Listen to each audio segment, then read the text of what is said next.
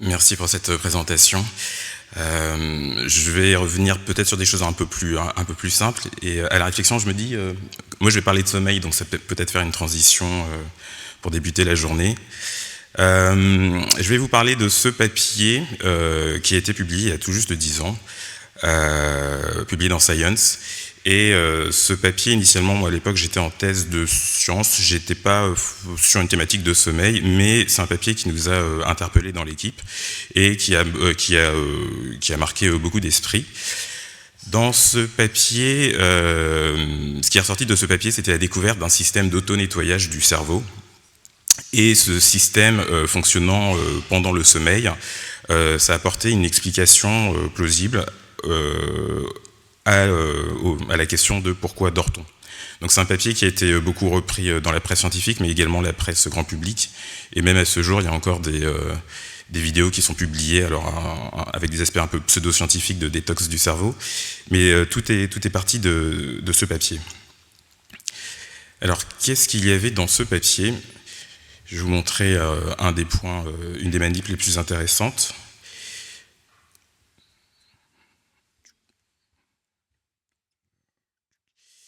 Une des expérimentations marquantes de ce papier, c'est le fait que les auteurs ont réalisé de l'imagerie en microscopie biphotonique et ils injectaient des traceurs de poids moléculaires différents au niveau de la cisterna magna. Donc voilà. Et donc on est chez le rongeur et quelques instants plus tard, ils retrouvent au niveau de la convexité, là où ils font la microscopie biphotonique, ces marqueurs qui arrivent au niveau donc de la convexité et qui vont se retrouver au niveau des espaces périvasculaires, ce qu'on appelle les espaces de Virchow-Robin. Et en fonction du poids moléculaire, certains se retrouvent bloqués au niveau de ces espaces, et puis d'autres vont passer dans l'interstitium. L'autre point intéressant dans leur expérimentation, c'est qu'ils vont faire ça pas seulement chez des animaux sous anesthésie générale, mais également chez des animaux éveillés. Donc ils vont mettre au point un protocole d'habituation des animaux, et de telle sorte à avoir des animaux éveillés et des animaux sous anesthésie, des animaux éveillés et des animaux qui dorment. Et ils vont montrer que la diffusion du produit, elle est d'autant plus nette que lorsque les animaux sont éveillés ou bien qu'ils sont sous anesthésie générale. J'ai un petit lot batterie qui apparaît, je ne sais pas si ça en charge. Hop.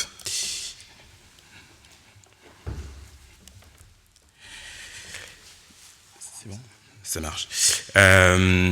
Donc ils vont ainsi montrer finalement qu'il y a une partie de ces traceurs, donc, comme je disais, qui arrivent au niveau des espaces périvasculaires. Lorsque les traceurs sont de petits poids moléculaires, ils peuvent passer dans l'interstitium. Et d'autres expérimentations dans lesquelles en fait ils vont injecter un peptide bêta-amyloïde marqué, et ils vont voir que ce peptide bêta-amyloïde, ils le récupèrent non pas en périartériel, mais en périveineux. Et ils vont proposer une architecture de ce type-là avec un flux qui part depuis le système cisterno-ventriculaire, donc du LCR, qui pénètre le parenchyme et qui ensuite se retrouve en périveineux. Les points intéressants de leur expérimentation, en tout cas notables, c'est que ce flux, il est dépendant des aquaporines 4, donc des canaux à eau, en montrant que ce flux disparaît chez des animaux invalidés pour l'expression d'aquaporine 4. Et l'autre point, c'est que ce flux passe du compartiment périartériel vers le périveineux, probablement grâce à un gradient de pression artérielle lié à la pulsatilité artérielle.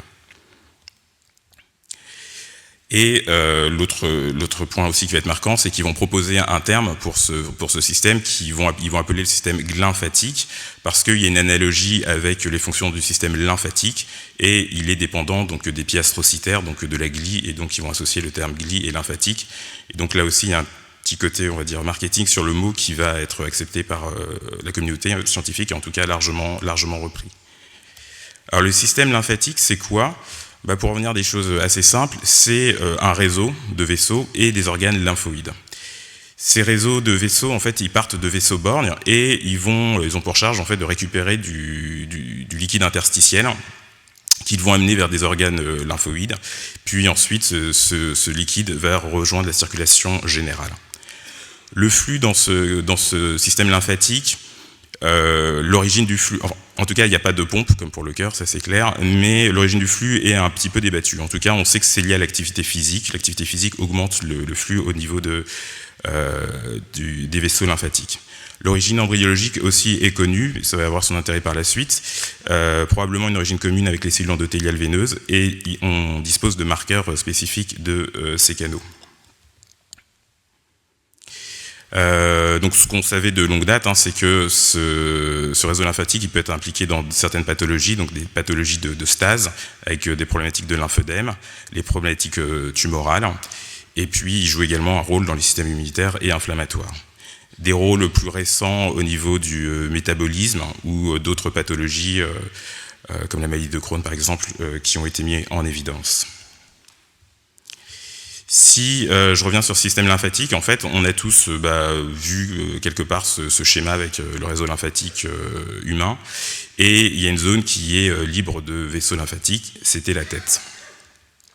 Donc ça, c'était la donnée de base, et puis l'autre donnée de base, c'était la notion de privilège humain qui était attribuée au cerveau. Pourquoi ? Parce qu'au début du siècle précédent, il y a des scientifiques qui avaient testé des greffes de tissus extérieurs au cerveau, donc ils faisaient des greffes de tissus dans le corps et dans le cerveau, et s'apercevaient que la réaction de rejet était bien plus lente et pas brutale, comme dans d'autres organes.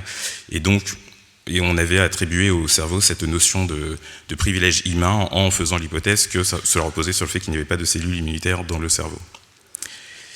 Alors, ce qui va changer les choses, c'est un autre papier qui va arriver très rapidement, enfin, oui, assez rapidement, relativement rapidement après le papier que je vous ai présenté tout à l'heure. Donc, le papier que je vous ai présenté tout à l'heure, c'était 2013 dans Science, et là, on est en 2015. C'est une lettre publiée dans Nature, publiée par l'équipe de Jonathan Kipnis, qui, lui, s'intéressait, son topic de fond, c'était le lymphocyte T et leur implication dans des pathologies cérébrales, avec des liens qui étaient montrés, mais les mécanismes de ce lien n'étaient pas clairs. Le premier auteur de ce travail, Princeps, est français, Cocorico, il s'appelle Antoine Louveau. Il avait eu la même bourse que moi 1 ou 2 ans avant, mais moi j'ai pas réussi à faire un Nature dans la suite. Qu'est-ce qu'il y avait dans ce papier ? En fait, ce qu'ils ont montré, c'est que donc eux, ils s'intéressaient au méninge. Alors c'est peut-être aussi leur originalité, parce qu'en fait, il y a beaucoup plus de gens qui s'intéressent aux parenchymes ou aussi aux aspects vasculaires. Nous aussi, dans notre équipe, on s'intéresse aux vaisseaux, mais il y a moins de gens qui s'intéressent au méninge. Et ce qu'ils vont montrer, c'est que à proximité des sinus veineux, ils vont, alors c'est tout petit là, les images que je vous ai mis, mais ici il y a des tout petits points rouges, il faut me croire sur parole, qui sont des marqueurs de lymphocytes. Et en fait, ils vont s'apercevoir que ces lymphocytes, ils sont alignés le long des sinus veineux de la dure mère. Et à l'aide d'immunomarquage, ils vont s'apercevoir que c'est probablement dans des vaisseaux lymphatiques et non pas dans des vaisseaux de type endothélium veineux. Donc ça, c'est des images du papier original, où ici vous avez en fait en vert ce qui est le marquage de vaisseaux lymphatiques, et en rouge c'est l'équivalent du sinus veineux, et donc on a ce marquage qui suit le vaisseau. Et puis ils vont également montrer être capables de mettre en évidence un flux au sein de ces vaisseaux. Donc là l'imagerie est inversée, mais c'est en vert en tout cas, c'est le flux veineux, et ici un flux lent juste à côté. Au sein de ce canal lymphatique.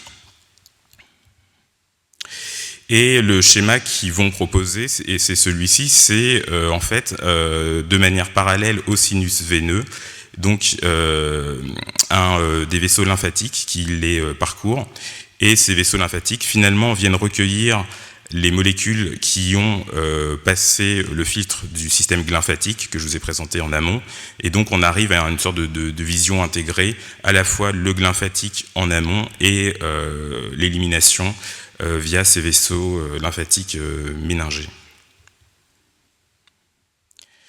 Alors, il y a beaucoup de controverses qui vont être générées par ces deux papiers, peut-être plus le premier que le deuxième. Dans les points qui vont être très rapidement rappelés, c'est de dire que finalement ce sont des redécouvertes de choses qui étaient connues, parce qu'effectivement moi aussi j'étais un petit peu étonné, on a envie de se dire mais comment en 2015 on découvre de nouvelles structures anatomiques, ça peut paraître assez étrange. En fait, tout ça s'inscrit dans une histoire qui est très longue, en fait, qu'on peut même faire remonter à l'Antiquité égyptienne, où on a les premières traces de description de LCR, Antiquité grecque également, et puis plus récemment, on va retrouver des noms qu'on connaît comme Willis, qui va s'intéresser aux granulations de Pacchioni pour la réabsorption du LCR. Virchow-Robin, on est au 19e siècle. Et donc les structures anatomiques avaient été décrites, les vaisseaux lymphatiques méningés, mais c'était des découvertes qui ne faisaient pas consensus. Et en fait, en ne faisant pas consensus, elles ont été un petit peu perdues de vue. Et là, la grande nouveauté en fait, des travaux plus récents, c'est de les confirmer avec des méthodes robustes, beaucoup plus robustes, et surtout de pouvoir faire de l'imagerie in vivo. Donc ça, c'est le schéma qu'on a appris, hein, le LCR qui part des plexus choroïdes, et puis qui parcourt les différents ventricules, et puis ici au niveau des foramen de Luschka et Magendie, le LCR qui revient à la convexité et avec une réabsorption au niveau des granulations de Pacchioni. En fait, ça c'est le schéma qu'on a appris, mais il y a beaucoup de choses en fait qui ont fait débat sur ce schéma, notamment le sens du LCR. Est-ce que le LCR peut pas également passer dans l'autre sens au niveau des plexus choroïdes? Et une autre controverse qui était probablement oubliée, c'était celle du mécanisme qui sous-tend le déplacement de molécules au sein du LCR. La vision classique était de dire que ce transfert se faisait sous l'effet de la diffusion. Donc la diffusion, vous savez, c'est le mouvement brownien qui est lié à la température. Et donc les équations de Fick permettent de calculer le déplacement d'une molécule ou d'un traceur au sein du LCR. Et la diffusion, c'est assez efficace pour que des molécules se répandent, mais sur des espaces assez petits. Dès qu'on atteint des dimensions assez importantes, par exemple 2 mm, il faut 27 heures à certaines molécules pour pouvoir se déplacer, et ce qui n'était pas non plus cohérent avec l'ensemble des observations réalisées. Donc là, je vous ai mis Hélène Xer, qui a fait plusieurs travaux dans les années 70 sur le sujet. Et c'est pour ça que de longue date avait été fait l'hypothèse d'un système convectif. Donc la convection suppose un gradient. Le problème, c'est qu'il n'y avait pas d'explication d'origine qu'on pouvait rattacher à l'existence de ce gradient. Donc c'est ça l'avancée majeure du travail de Nedergaard, le papier que je vous ai montré, c'est d'expliquer que ce gradient, il est lié donc à cette pulsatilité artérielle. L'autre point, c'est que les travaux jusqu'à avant la microscopie biphotonique reposaient souvent sur des travaux ex vivo, parce que globalement c'était la meilleure méthode pour avoir une résolution spatiale bonne. Mais le problème, c'est que il y avait beaucoup de questions sur sur l'origine de ce qui était observé. Est-ce que c'était des artefacts ou non? Donc l'exemple typique, ce sont les espaces périvasculaires, où ici, en fait, vous voyez une observation in vivo, et sur l'autre côté, post-mortem, avec une réduction très claire de la taille de ces espaces, et ces modifications-là modifient les hypothèses que l'on peut faire. Il y a des travaux également basés sur la simulation informatique, et le fait de l'hypothèse du volume de ces espaces change du tout au tout en fait les conclusions de ces modèles, tout comme d'ailleurs l'aspect centré ou non des vaisseaux au sein de ces espaces de Virchow-Robin.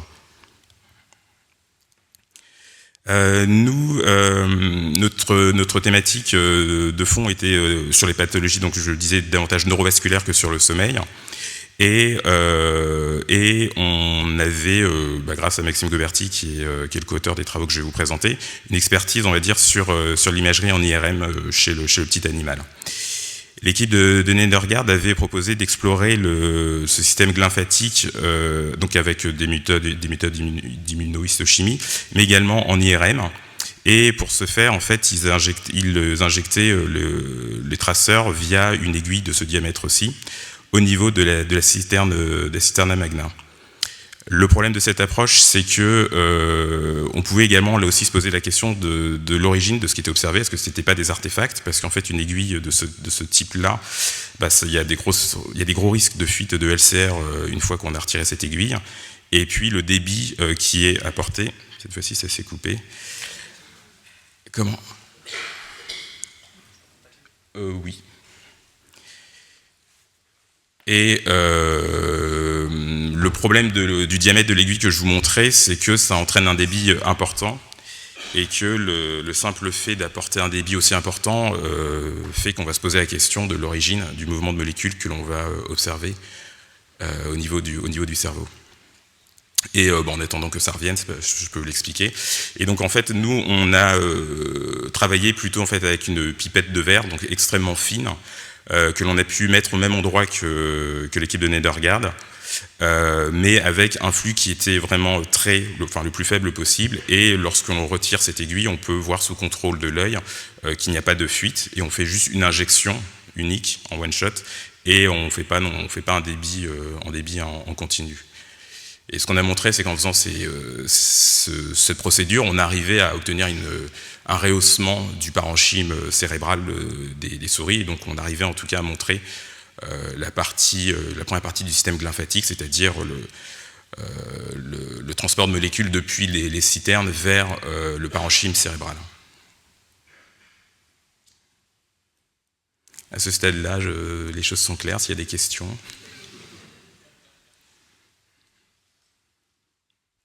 C'est un suspense qui n'était pas prévu, mais...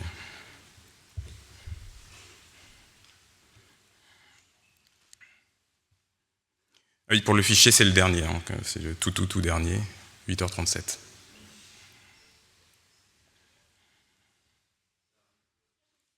Oui.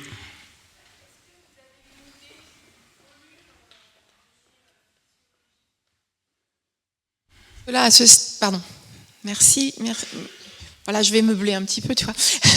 Est-ce que vous avez une idée du volume que ça représente comparativement au volume sanguin cérébral? Tu vois, est-ce que vous avez des données physiologiques? Le volume de... Oui, du système lymphatique cérébral. Ah. Est-ce qu'on a des données, le débit, le volume? Enfin, pour l'instant, on est vraiment... Non, j'ai pas de données comme ça quantitatives. Alors, ce qu'on voit sur les images globales lorsqu'il fixe tout le cerveau, c'est que c'est très fin et ça suit les vaisseaux. Donc, ça suit les sinus veineux. Donc, ça semble être très petit. Mais j'ai pas de données. Et le débit semble être très lent. C'est un petit peu ce que je montrais là sur l'imagerie. Ça semble être un débit très lent. Ouais. Et donc, la circulation et le fameux gradient dont tu nous parles entre le système lymphatique et le liquide extracellulaire ou le liquide cérébrospinal, enfin on ne sait pas trop finalement, si j'ai bien compris, on ne connaît pas bien quel est le gradient qui est nécessaire pour qu'il y ait une diffusion. Oui, en fait, il y a deux systèmes, en fait, c'est là la complexité des choses. Il y a à la fois le système depuis les espaces de Virchow-Robin vers les espaces périveineux, donc avec un gradient et un débit possible. Et il y a également le transfert, et je vais venir à la fin sur les points d'interrogation qu'on a encore, entre le LCR et ces vaisseaux lymphatiques méningés. Okay. Et oui, donc il y a beaucoup de choses, beaucoup de choses qui ne sont pas encore expliquées. D'accord, merci. Sur le papier 2013, tu as identifié qu'il y avait les deux groupes sous anesthésie ou vigile. Est-ce qu'on a des données sur sommeil normal, sommeil sédation et non-sommeil sur les différents compartiments dont tu as parlé? Alors, les données initiales, ils ne rentraient pas dans le détail du sommeil, c'était un monitorage. Alors, c'était chez du rongeur, initialement, c'était juste vérifier que c'était du sommeil et pas de la veille. C'est pour leur laisser la place pour que tu puisses répondre tranquillement. Ah, d'accord.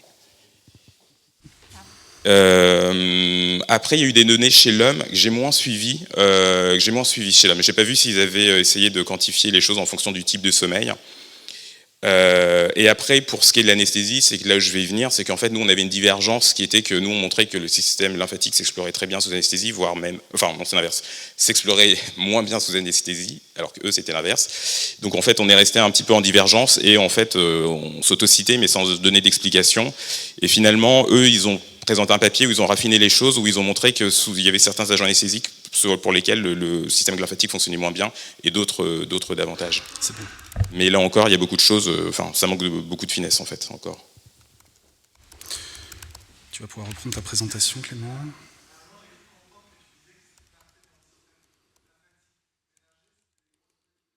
Ça peut. Et là encore, c'est pas clair. Il y a des grosses molécules qui sont retrouvées. De la même manière, en fait, tout ça, ça se draine au niveau de ganglions, au niveau cervicaux. Ça, on le savait. Même nous, d'ailleurs, quand on faisait du gado, on pouvait le retrouver. Et parfois, il y a des observations de molécules de grosse taille, mais en fait, on ne comprend pas bien comment elles font pour quelle voie elles empruntent, en fait.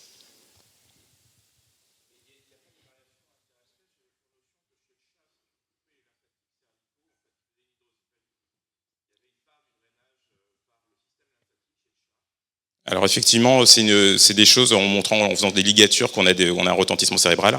Ça, pour le coup, j'ai pas fait attention s'il y avait un retentissement d'espèces. J'ai retenu cette donnée-là comme étant reproduite en préclinique, mais j'ai pas fait attention s'il y avait des espèces chez qui on ne retrouvait pas cette dépendance des vaisseaux lymphatiques au niveau cervical.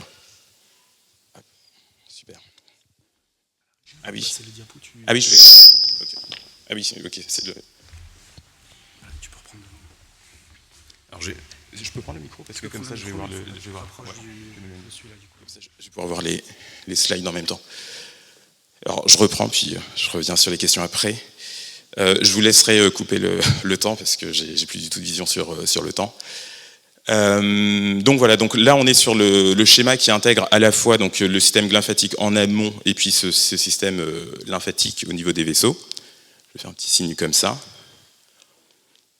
Ah oui, donc ça pareil, je l'avais dit, excusez-moi, ça encore, il y a encore quelques diapositives.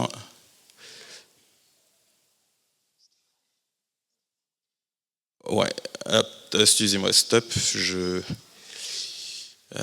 j'étais je crois sur la diapositive avec des aiguilles. Ouais, voilà, c'est ça. Et alors, il y a plein de petites animations, désolé, il va falloir cliquer sur la petite animation après gadolinium, juste sur la droite. Non, juste cliquez là. Ah non, c'est bon, tant pis. Bon, donc bref, vous allez me croire sur parole, mais en tout cas, lorsqu'on injecte le gadolinium, le parenchyme se rehausse. Et donc avec ce pattern, donc en fait, comme je vous disais, on injecte à peu près en situation postérieure, et en fait, on va retrouver ce liquide dans le parenchyme. Vous pouvez avancer. Ouais, vous pouvez avancer. Et donc nous on s'intéressait notre hypothèse était de dire que ce flux serait perturbé par différents types d'AVC, et donc on a regardé ce qu'on pouvait obtenir. Alors en bas à droite c'est un modèle d'hématome intraparenchymateux, et en fait en faisant une quantif gauche-droite on ne trouvait pas de retentissement sur le flux lymphatique avec cette méthode. En haut c'était un modèle de ligature carotidienne. Comme la pulsatilité artérielle était présentée comme un déterminant de ce débit, on espérait retrouver une différence entre des animaux chez lesquels on fait une ligature et d'autres pas. Là, on n'avait pas retrouvé de différence. En revanche, c'est sur deux autres types de modèles. Hop, vous pouvez cliquer sur un modèle d'AVC ischémique embolique où ici vous avez left et right. Donc à droite on a le thrombus qui est formé et on a un défect du système lymphatique. Et vous pouvez encore appuyer. Et pareil, vous pouvez avancer. Je suis désolé, il y a beaucoup de petits clics. Et sur l'hémorragie sous-arachnoïdienne, donc en fait, en faisant un modèle, on injecte du sang au niveau des citernes de la base. Ce que l'on voit, c'est en fait le cerveau en clair qui s'éteint. Il n'y a plus de pénétration du LCR. Ah oui, ok. Et ça, ok, ça marche. Donc ici vous avez le parenchyme qui se rehausse, et ici un cerveau qui est tout noir, qui est éteint. Et donc ça, en fait, on a montré que c'était parce qu'on se retrouvait avec de la fibrine dans ces espaces périventriculaires. Donc l'autre point, c'est ce qu'on commençait à aborder, c'est le fait que il était présenté qu'il y avait une différence entre les animaux éveillés et ceux qui étaient sous anesthésie, avec un bloc général d'anesthésie. Donc là, c'était kétamine, xylazine, mais ils avaient également fait d'autres agents anesthésiques. Et donc un flux qui était augmenté versus le groupe éveillé dans lequel il n'y avait pas de diffusion du traceur. Donc nous, ce qu'on trouvait, c'était l'inverse, c'est que chez les animaux éveillés, à 30 minutes, on avait un parenchyme qui se rehaussait très bien, alors que chez les animaux, ici sous isoflurane, on avait notre gadolinium qui restait au niveau des citernes et qui ne pénétrait pas le parenchyme. Alors ce qui pouvait nous être opposé, c'était que le flux était tellement rapide qu'on n'arrivait pas à le capter. Alors, ça, c'est notre méthode d'imagerie. Et en fait, ce qu'on a fait, c'est de l'imagerie séquentielle. Et en fait, en faisant 5, 10, 15, 20, on voit qu'en fait, non, on ne loupe pas un flux extrêmement rapide. On a un flux qui est plutôt plus lent, sous isoflurane ici. Et puis, pour compléter, on a... Non, je ne peux pas l'activer, c'est pas grave. On a fait de l'imagerie in vivo en IRS, en fait, chez des animaux éveillés. En fait, on a montré que quand l'animal était éveillé, on avait bien une diffusion de notre marqueur de fluorescence. L'autre point qui était dans les travaux des Nedergaard, c'était d'expliquer, alors comment ils expliquaient justement cette différence de flux entre les animaux éveillés et pas éveillés, c'était de dire que lorsque les animaux dorment ou sont sous anesthésie, il y a une variation du volume interstitiel ici, et que ce volume interstitiel varie de 60%, ce qui permet, par baisse de résistance, un plus grand débit, un plus grand flux ici. Et donc nous, on a voulu voir en se disant que s'il y avait une variation de 60%, on devrait pouvoir le retrouver en imagerie de diffusion, et en fait on a fait des séquences chez des animaux éveillés, pas éveillés. En fait, on ne retrouvait pas de différence en ADC. Donc on n'avait pas, en tout cas avec cette méthodologie-là, identifié des arguments en faveur d'une variation du volume interstitiel. L'autre point, donc à cette époque-là, 2013-2015, on était chez le rongeur.